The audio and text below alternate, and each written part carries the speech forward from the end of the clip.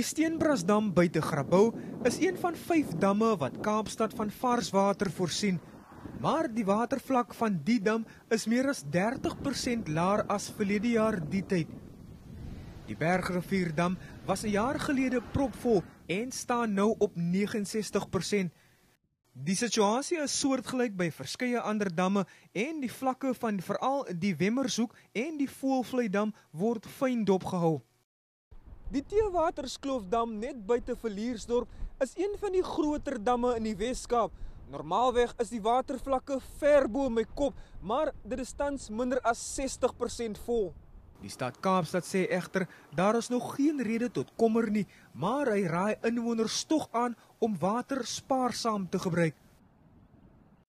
Ons sal slegs na waterbeperkings kyk wanneer ons seker maak of ons waterbeperkings vermeerder indien ons voel dat ons nou op 'n krisis afgaan.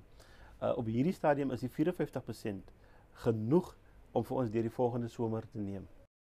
Boere is egter kruiwelrig en hoewel hulle nog nie tans enige groot probleme ervaar nie, hoop hulle die reënval binnekort.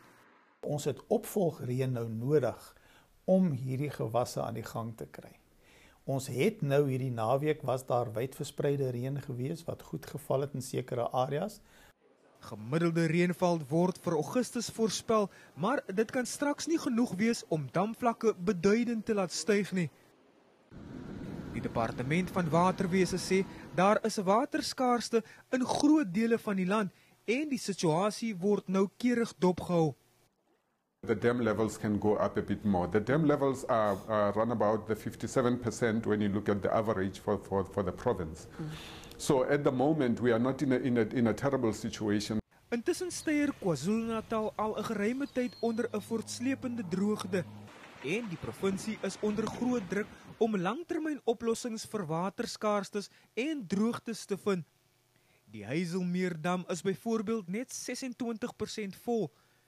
Waterbeperkers is reeds geïnstalleer en waterbeperkings geld. Percival Young, Unies, Kaapstad.